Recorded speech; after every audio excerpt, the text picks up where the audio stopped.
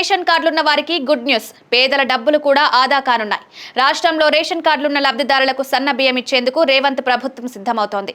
ఈ ఉగాది నుంచి రేషన్ దుకాణాల్లో సన్న బియ్యం పంపిణీ చేయాలని రేవంత్ సర్కార్ నిర్ణయించింది. సూర్యాపేట జిల్లాలో సీఎం రేవంత్ ఈ పథకాన్ని లాంఛనంగా ప్రారంభించనున్నారు. ఏప్రిల్ 1 నుంచి రాష్ట్రంలోని అన్ని రేషన్ షాపుల్లో సన్న బియ్యం ఇవ్వనున్నట్లు పౌర సరఫరాల శాఖ వర్గాలు వెల్లడించాయి. ఇందుకోసం గోదాముల్లో సన్న బియ్యం సిద్ధంగా ఉన్నట్లు అధికార వర్గాలు తెలిపాయి.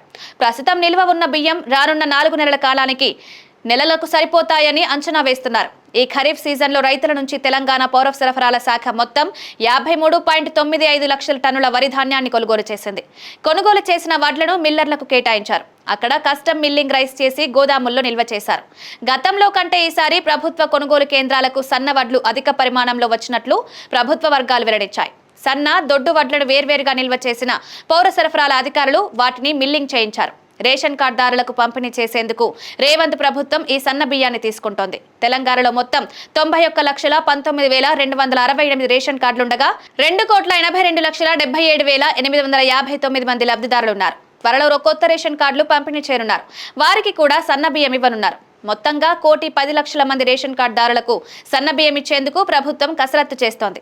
ప్రస్తుతం రేషన్ కార్డుపై రేషన్ దుకాణాల్లో దొడ్డు బియ్యం ఇస్తున్నారు. చాలా మంది పేదలు వాటినే తింటున్నారు. పండగల సమయంలో బంధువులు వస్తే దుకాణానికి వెళ్లి సన్న బియ్యం కొనుక్కొని తింటున్నారు. మార్కెట్లో ప్రస్తుతం సన్న బియ్యం కేజీ 50 నుంచి 75 రూపాయల మధ్య పలుకుతోంది. ఇక నుంచి అంత డబ్బు పెట్టి బయట సన్న బియ్యం కొనకుండా రేషన్ కార్డులపై ఉచితంగానే సన్న బియ్యం ఇవ్వనున్నారు. ఒక్కో సభ్యుడికి 6 కేజీల చొప్పున ఎంతమంది ఉంటే అన్ని 6 కేజీల ఉచిత సన్న బియ్యాన్ని లబ్ధిదారులకు ఇస్తారు.